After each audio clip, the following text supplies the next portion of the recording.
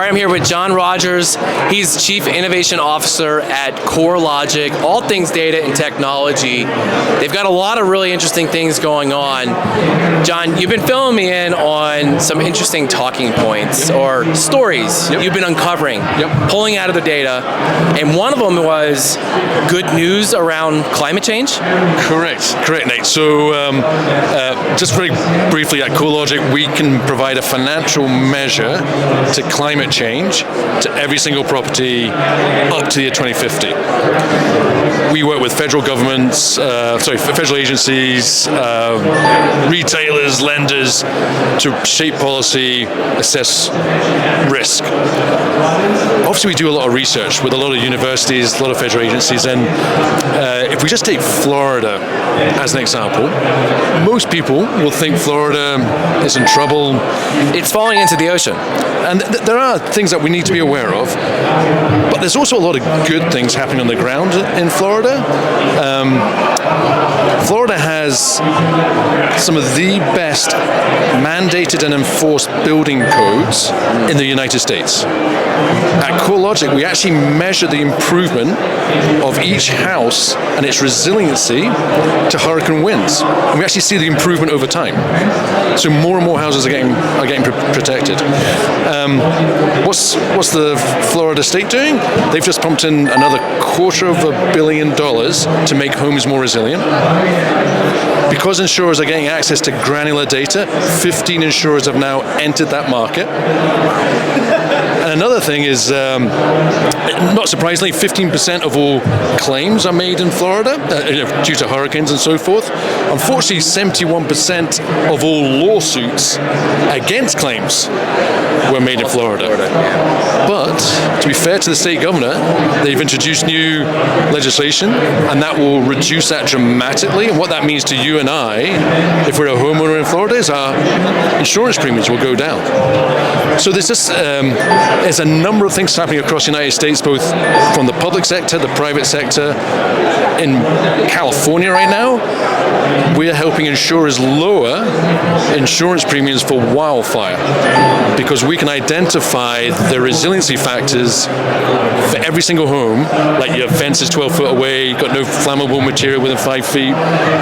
So we send that to the insurer to send to you and I as homeowners to reduce the insurance. So there's lots of good things happening in the United States. That does sound like good news, because I was fairly certain as a child, and since I've been a kid, I was told it was all falling into the ocean and everything would be underwater within a few years.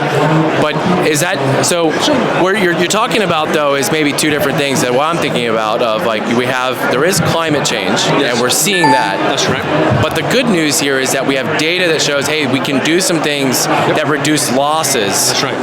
And insurance companies, whether you live in Florida or otherwise, they have to find ways to make up for that loss ratio. Exactly right. And they, remember, if you add up all the residential homes, it's equal to $45 trillion. So it's the biggest asset class in the world.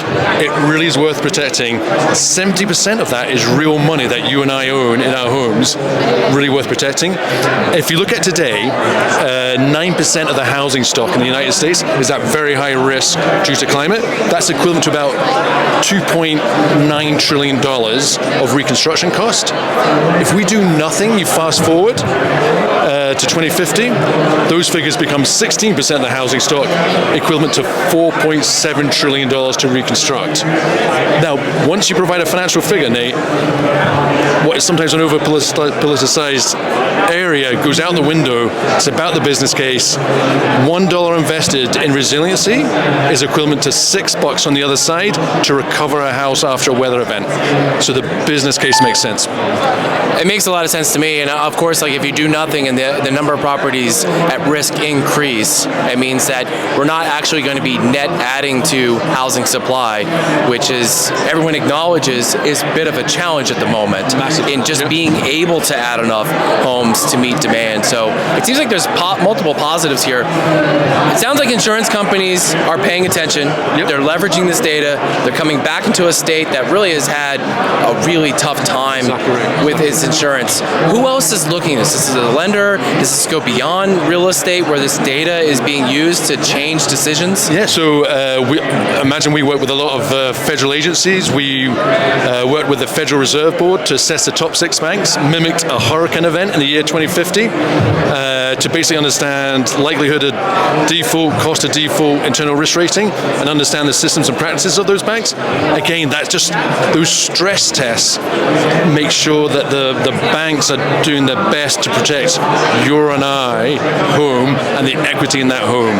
So we're helping federal agencies shape policy, investors, lenders assess the risk on their book of business, help the insurers set premiums, and also set the premiums at a step change rate over time rather than what we're all feeling right now is a massive hike up in insurance. I think on average it's gone up by about 35% in the last 2-3 years, which is, we're all feeling it.